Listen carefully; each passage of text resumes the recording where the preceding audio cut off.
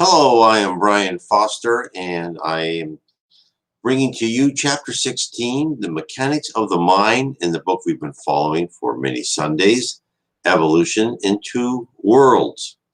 Now, of course, this is a book psychographed by Chico Xavier, actually by the Spirit Andre Luis, to the medium Chico Xavier and Waldo Veira. And it goes into great detail how the evolution of the spirit world coincides with the evolution in the physical world for us here on this physical planet called Earth, on this planet of atonement.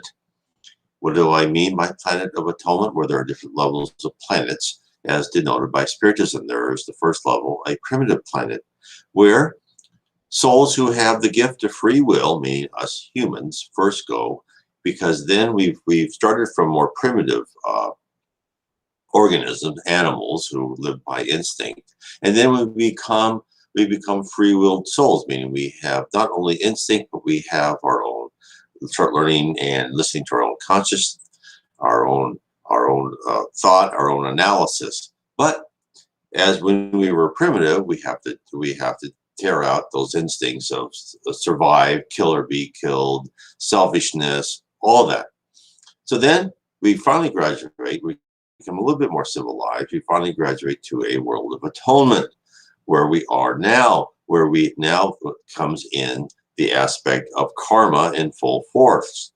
What I mean by that is that as you do wrongs in your previous life, you have to then learn from those wrongs, learn not to do those again in your subsequent lives. So therefore, if you murdered someone in your previous life, you may be killed in your next life. That's karma. So that's why in this world we think Earth is so chaotic and unfair and unjust. And we say it's unfair and unjust because we see bad things happen to good people. Well, in essence, really what happens if they are learning through karma, and it's not unjust, but to our time frames, it appears to be. So I hope that explains a little bit about Spiritism. Now let's get into the mechanics of the mind. So chapter 16, called The Soul and Body. In addressing the complex problems of mental alienation in the majority of discarnate spirits, discarnate meaning they are still in the spirit world, they are not in a human body, this temporary covering we all have, at least for some period of time after death. It will be worthwhile to comment, even if briefly, on a few experiments that science has conducted on the nervous system. This will help us evaluate the importance of harmony between the mind and its physio-psychosomatic vehicle on the physical or extra-physical plane. Similar to a musician and his or her instrument, soul and body work closely together to carry out the endeavors of life holds for them. And knowing that the soul commands and the body obeys, it is the divine law's decree that human beings personally receive the fruit of their sowing. That's atonement, that's karma. For every action, there is a reaction. So let that sink in for a second. Karma is real. Let me carry on for a bit. They reap in the organs of their manifestation the greatest concessions from their Creator in order to work on perfecting themselves within creation. Thus, as a result of their own behavior in the vast sectors where they undergo evolution, they reap the good or the evil they have sown along the way. So let me reinforce that again of what karma is. Because karma is real. And when I say every action is a reaction, it's true. And it's true in a most definite manner. So this is what karma is. And this shows you the complexity of the process. In our previous life, as we went through life, everything's recorded. It's being recorded now too, of course. But when I say everything is recorded, it's not like there's someone with a notebook saying, oh, he went to the corner market on this day. No, every thought, not only if you spoke, but every thought you had, every feeling, everyone's thought that was around you, everything is recorded in this complex spiritual database. Now, First of all, get your mind around that. This shows you how complex and how much we are watched by the spirit world. We have no privacy. Everything, they know everything. You get used to that for a while once you realize that. We live in glass houses. There's no two ways about it. So as you go through life, you're building up all this track record. And that track record is analyzed and go, oh, okay, well, this person did that. That's not a very nice thing. I think they need to learn the lesson not to do that again. Just like you're looking at a kid and they'll grab something from their brother or sister or playmate and you'll say, no, you can't grab things. You have to ask first and be respectful if they don't ask. And if they really get difficult, then you may put them in a corner or take away their toy or something like that. So, same thing happens to us. Of course, to us, just like that little kid, when you put them in a corner, it's very dramatic. And they say, I hate you, right? I'm sure we've all seen that, where they just hate you when you discipline them. Well, we're the same way. When we're taught a valuable lesson, because we must be taught, because, well, shouldn't we be civilized and learn how to work with other people? Well, we need to do that. So then your current life is based upon what your performance was in your previous life. Therefore, every action has a reaction. What we are going through right now is being recorded. And as we live this life, the plan for our next life is being created.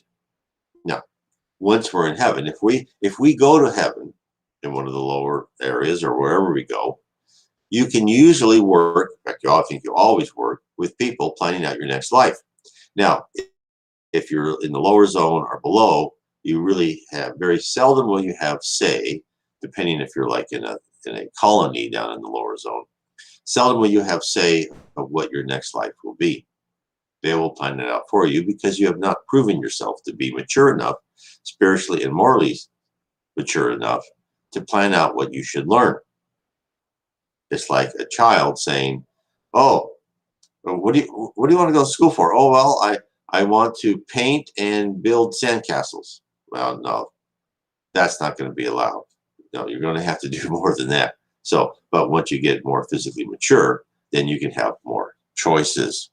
So let's carry on with the book.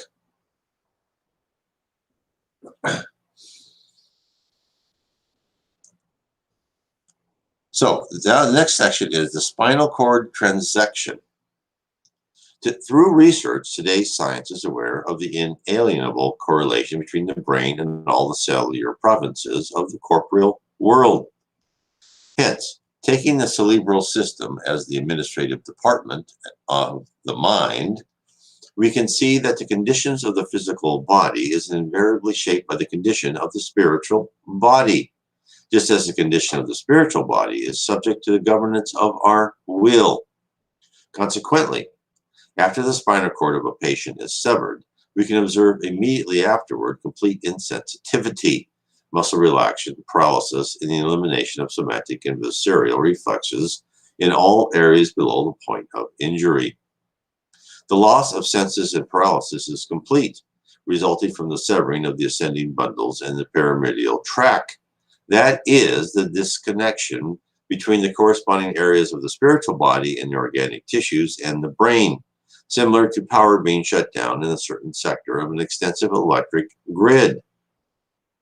This disconnect is not complete, however. If it were, it would cause on a higher level an irreversible liberating process of the soul, which would then discarnate. Subtle fluidic junctions remain active between the cells of the physical and spiritual components, as in physio-psychosomatic resources for making potential emergency adjustments. Consequently, despite the insensitivity comparable to the organic silence occurring after neurotomy, many patients complain of pain in areas below the level of the severance. This phenomenon can be completely attributed to the contact of the cells of the spiritual body with the efferent fibers that vibrate in the sympathetic chain, penetrating the spinal cord above the lesion. So, as we talked before, your paraspirit completely covers and is connected to every cell in your body. Now, if your physical body has some part in your spinal cord cut, it loses that direct connection to your brain to make movement.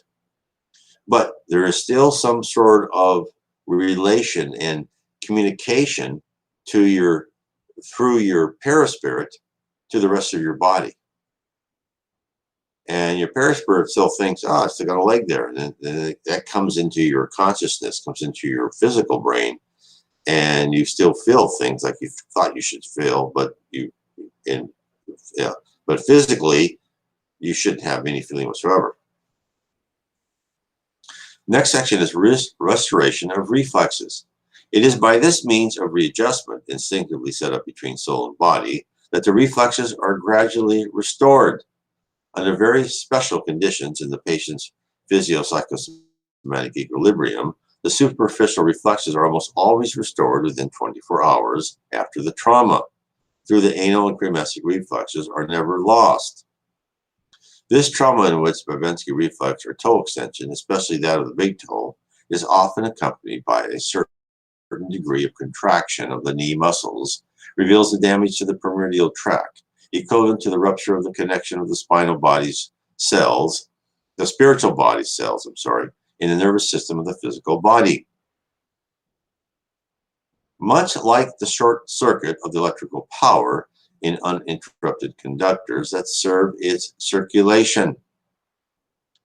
In most cases, however, the reflexes in this type of patient reappear more slowly over the course of many weeks.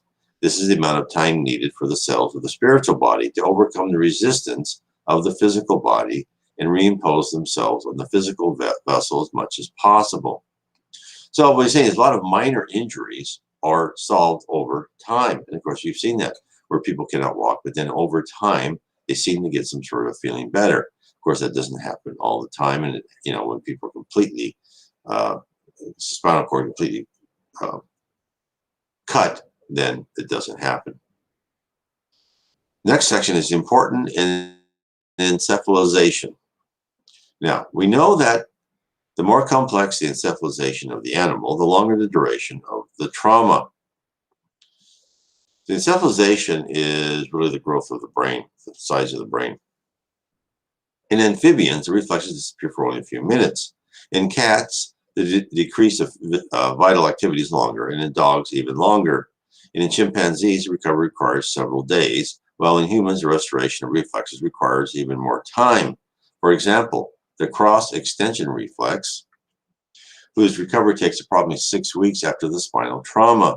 In the studies by Shift and Serrington, we can observe in more detail the extent of the interaction between the areas of the spiritual body and the physical body by means of the complete severing of the spinal cord at the level of the lumbar segments.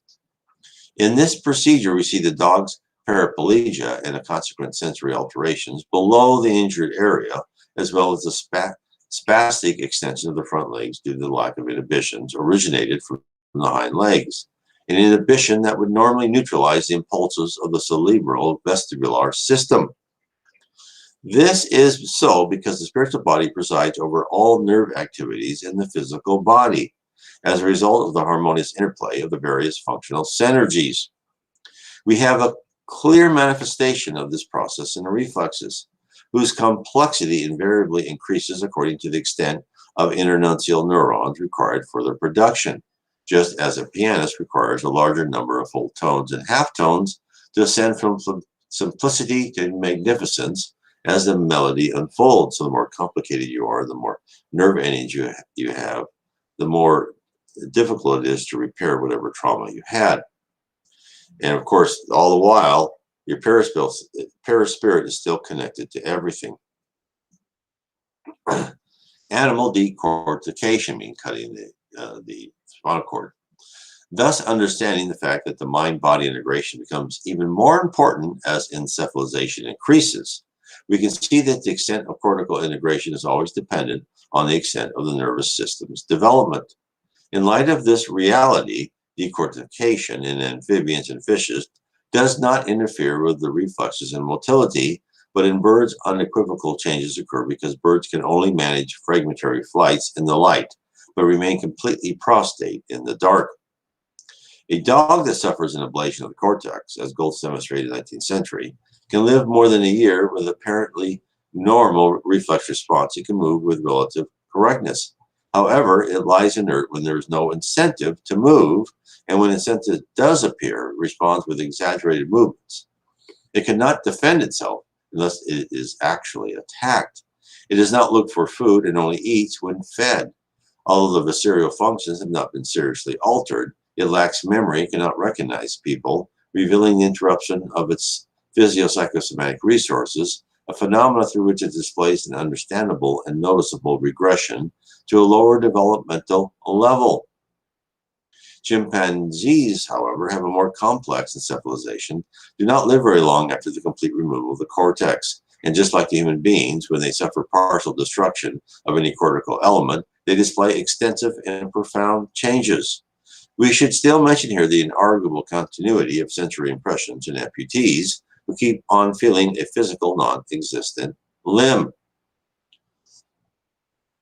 So, the less developed an organism is, the less developed the brain is, the more that the paraspirit is able to really control more of the functions. Whereas in the more complex, like a human or chimpanzee, you need both the physical and the paraspirit working together to have full resources. And of course, that is why we go through long periods of reincarnating in more primitive animals so we can learn how to manage these more complex physical beings. The next section is synchronony of stimuli. Thus, we can easily see that the brain cortex, with its delicate divisions and subdivisions governing the regulatory nuclei of the senses, movements, reflexes, and all the neuronal manifestations of the incarnate individual, corresponds to the seat of the cerebral center of the psychosoma, or spiritual body, in the physical body, joined to the seat of the crown center located in the diencephalon. Both are combined in a perfect synchrony of stimuli, although which the spirit manifests itself in its harmonious, difficult, or imbalanced mental constitution, according to the manner in which it values, preserves, harms, or disorganizes the resources that the divine law has provided for its exteriorization in the physical and spirit realms. So let's combine these things. Let's talk about this for a minute. Let's talk about the paraspirit, and then we'll go to the crown centers.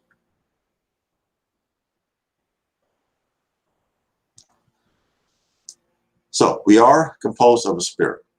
Now, what is a spirit? Now, people will say a spirit is just like this little ball of light. And yet, and you can think of this ball of light of traveling through this complex database or system. It perceives like light, and if you see a lot of Indian yogis say, oh, we're just light. And that light is, you could look at it as an electrical impulse or something like that, moving through an ether. Or you could look at it as a application with data that is dynamic and can move through a universal database. Now that paraspirit is part of the spirit. Now what that paraspirit does is, if you are with another one of these free-willed spirits who looks like a ball of light, but if you both want to say, look, I want to turn on my sensors and I want to see what that other personality or character wants to be seen as, then I can see him or her, and she or he can see me in the manner in which we wish to be seen. And that's with heaven. So you have to remember, heaven is pure thought, right? Everything is created by thought. Everything is hung into place and stayed into place. There's no sense of time. There's no decay by thought, either by spirits or, and higher spirits is the more dominant the thought. And so therefore, the thought creates these structures that will appear as your senses, as part of your spirit, will interpret those structures to you. Now, when we're in the spirit, this is the way it is. Now, when we are said, okay, it's time for you to go to the physical location, in this, or instance, Earth, and you need to work on your character and personality. You have some character defects. You're still too selfish, things like that. You need to work on. Let's send you to Earth for a little bit. And a little bit, that could be 80, 90, 60 years, but it's a little bit to the people in the spirit world, because after all, you're immortal, you live forever, and 80 years, right, divided by infinity is really small. So you're sent to Earth, and the paraspirit, through many, many trip trials and many, many experiences, knows how to control your physical body.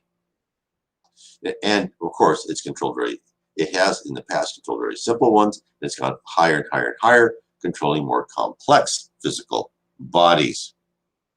Now, the current physical body you are in now is pretty complex. It's got a lot of systems to it. It's not like controlling a bacteria. So there's the crown center, and that's kind of the whole top, right? That's the whole top of, it's controlling all your other centers. And of course, in Spiritism, they call them 4 centers, but in other religions, they'll call them chakras, right? The Hindus and so forth, which shows you how in touch they are with the spirit world, that they had figured this out. This shows you their brilliance. So let's carry on.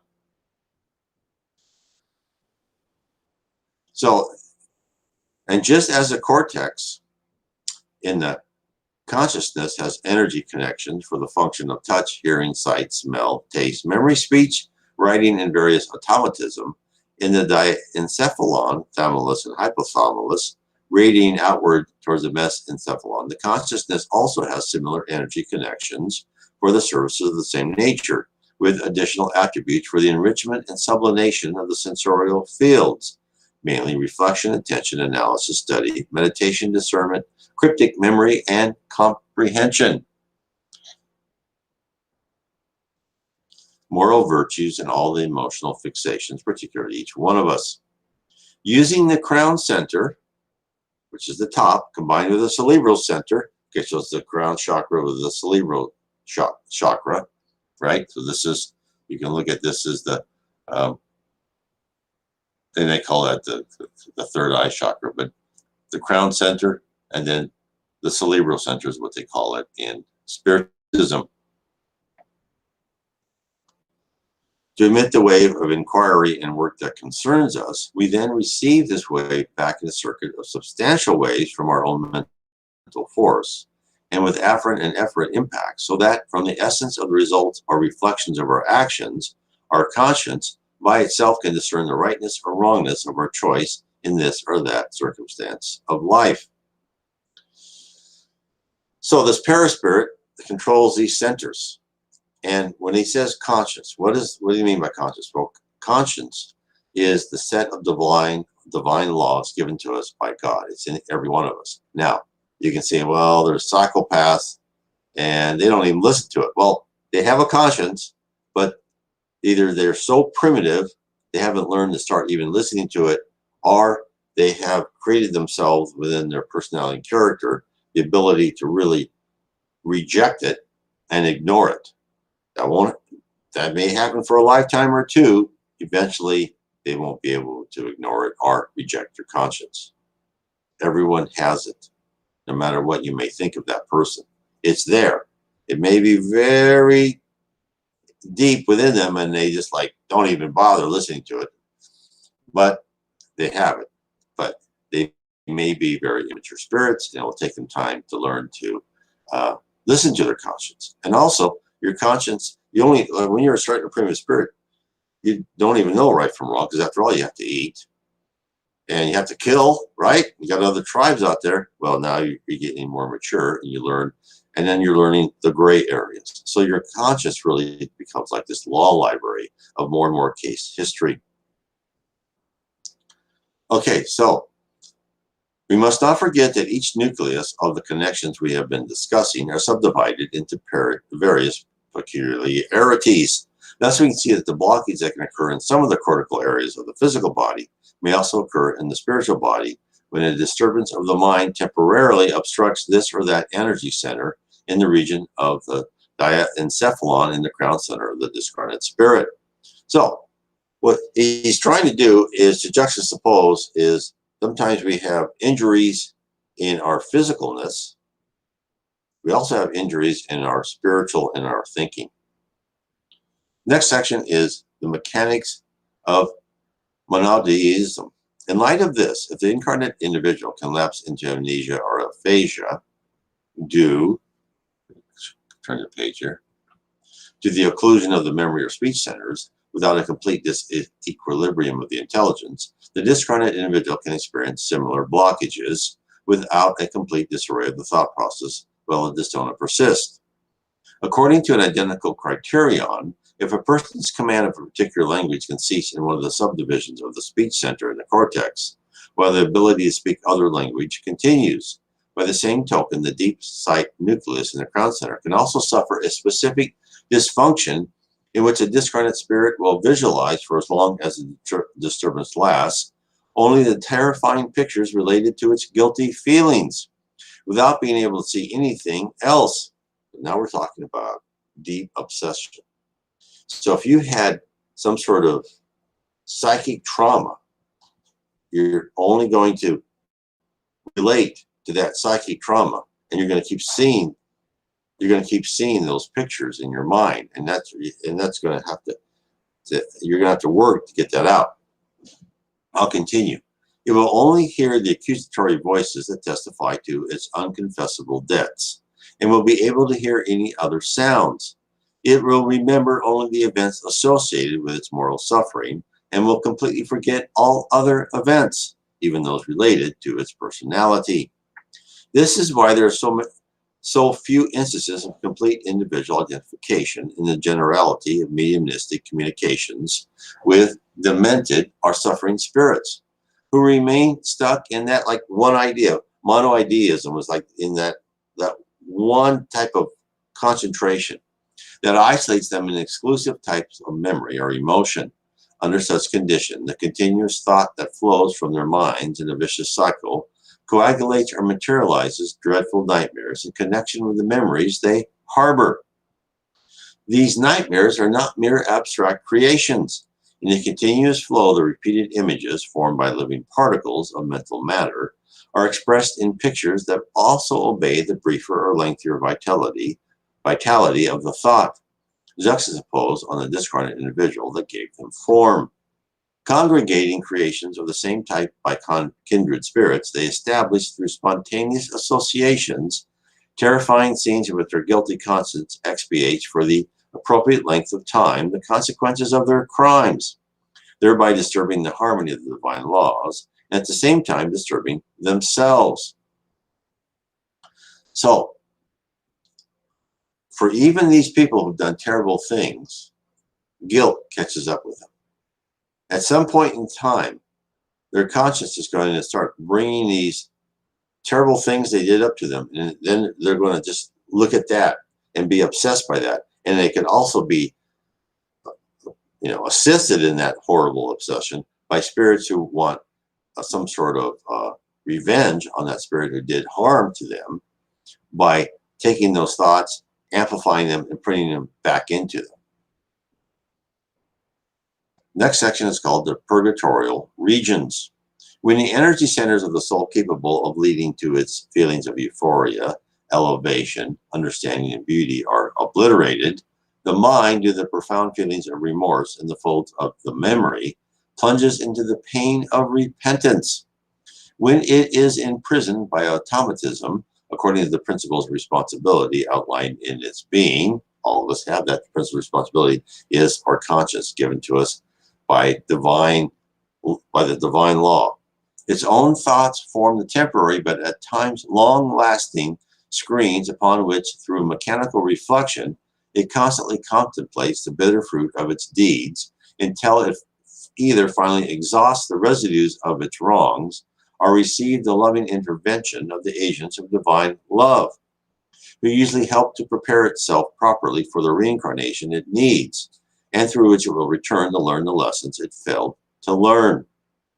And they talk about this is that in spirits in the lower zone or the dark abyss, which is a type of purgatory, there's no eternal hell, is they say that when you want to start rising from these lower zones into the higher zone, as you rise up, you actually feel pain, because as you rise up into this higher and higher harmonic form, you feel your conscience comes more and more to the fore, and you feel the weight of what you've done wrong. So when you're down in the lower zone, you replay these bad things you did, and they affect you adversely. But as you go up, then there's palpable pain involved. I'll carry on. This is how suicides who are culpable before the spirit realm, as well as other moral delinquents of all sorts, suffer for a long time the constant influence of their own afflictive mental creations. They stay chained to them through the monodic fixation of certain centers of the spiritual body, to the detriment of the other centers, which remain spent and occluded. And because thought is a creative and agglutinating force in the conscious individual and God's creation, the images formed by evil at the cost of the unstoppable energy that is his or inalienable and inherent attribute serve to create the regenerative environments in which the soul, crazed by its own remorse, is hindered in its progress, isolated in the consequence of its crimes. Such environments, comprised of the association of hundreds and thousands of other delinquent souls, are true continents of anguish, filters of affliction and pain. Where choked by the suffering they create themselves, these souls' insanity or cruelty slowly give way to balanced reasoning, so that they may be readmitted to the redemptive endeavor required of them. So it sounds horrible. It sounds like they're being punished, but they're being is educated, but they're being educated only as they want to be educated. So you have to understand that these people who are going through some sort of very guilty feelings, and maybe they don't even feel guilty, but they will eventually, but they're seeing these terrible things they did. They can't stop it, right? God has put in these divine routines within each one of us that we have to look at those things that our conscience says, you did wrong. And then they hunt these people. Then these people are with other people. And then these bad thoughts, of course, thought is action in the spirit world, creates this horrible, desolate environment. And you've got these sarcastic, mean people who want to dominate other people because they haven't really raised up morally. So it's a type of purgatory. It's not a good place. Until finally they'll have such suffering, they will understand that they have to change. They have to make those change. Now, hopefully for most people, they can make the certain step of changing their attitude and their character in the physical environment, like on Earth. But that doesn't work for everybody. You're still learning to become a better person, no matter where you are in the spirit world. It is more efficient to do that in the physical world. So when you have bad things happen to you, analyze them and take out any of the bad feelings you have about that and say, no, I'm never going to do that again. Don't blame other people. Forgive them, because they're there to give you a lesson, and change that, because you don't want to go in the lower zones or below and be with all these other people going through this pain and suffering, this mental pain and suffering because of their thoughts. That is important. So therefore, this is why it's so important to understand that karma is real. Karma is the process by which we learn, right? And so that's why this is one of the most important things we can actually understand in our lives, is to know that the effect of every action has a reaction. Now, if you'd like to learn more about Spiritism, which I think is very important for people, because it's giving you an idea of who you are, what you are, why you are, what's your goal, because your goal basically is to become a perfected spirit, a perfect, a well-adjusted, loving, honorable person who doesn't commit any errors, right? A perfected soul. Who is an example of that? Jesus Christ is an example. And that's why Jesus says, to know God, you first must know me. Because you can't even begin to know the perfection and the majesty of God. In fact, spirits tell us in the spirit world, around the heavens around the earth, which is, lower, not the really higher parts of heaven, even they don't understand God. But that's why we have to concentrate on understanding Jesus. And we can't just understand Jesus as this wonderful carpenter that came to earth and told us all these things. We need to understand him in his full glory in the spirit world, because he's not just a spiritual mentor. He's the governor, the CEO, the dean. He's everything. He was the president at the formation of the earth. His thoughts, combined with others, helped create the earth, the moon, and part of the solar system. So you have to understand, that's why you have to understand him, because his thoughts are extremely powerful. So to begin to understand Spiritism, I recommend you go to my site, nwspiritism.com, and read my book, Spiritism 101, The Third Revelation. Now, of course, that's in Kindle, paperback, and Audible. But you can also click on, it's on the right-hand side navigation bar, and you get it in PDF. Costs you nothing. And another book you can get in PDF, which is, I would say, the second book you should read, because some people should think you should read the Spirits book first, because that was codified. Spiritism was codified by Allan Kardec from writing 1,019 questions and getting answers from many mediums in different geographical locations. So you may want to do that first. That's also available in PDF. You can also click on the picture of Allan Kardec. It'll take you to the FEB book website. You can order books from that. You can also find it, of course, Amazon.com. But I got all of his books on PDF. So you may want to do that first. But I just think getting my PDF first, which is less than 100 pages, kind of gives you an overview. And then you can read the Spirits book with a little bit more in context. And I think that would help. But it all depends on how you learn. Everyone is different and approaches things differently in their mind of how they want information to be processed and organized. Then I think after that, if you would like to kind of bring all of this data together, I have 15 books, so I have a lot of books, and you may want to look through them and read what's good for you. But kind of what I bring everything together from all the different spiritualist literature I have read and absorbed is my book, The Spirit Realm, Spiritism Has Revealed the Reality of Our Existence. And that's going to tell you, this is the spirit universe of what we know now.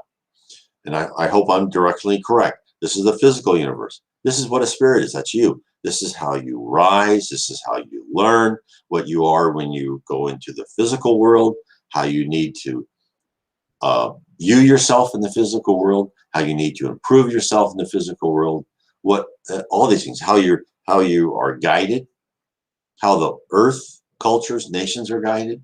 And it gives you the whole context of what you exist. And it tells you you're immortal, you're important, you're growing, you're going to become an important part of the spiritual universe, you're going to become a functioning member. So it also tells you some other things. It tells you that you never stop learning, right? You never stop working. You don't go to heaven and play the harp and, lay on the beach. You have free will. You're not going to go anywhere. And, you're going to be stuck probably in one level or the levels below that, but that's your free will. They respect your free will completely. But it gives you why you're on earth, why these things happen to you. And with that understanding, it should make you a much more comfortable, well-balanced person. Anyway, what I want to say is God bless, and hopefully I will see you next Sunday. And also remember, I also have live streaming on Tuesday. So if you'd like, hit the bell. That way you'll be notified. Subscribe first, and you'll be notified when I live stream again. God bless.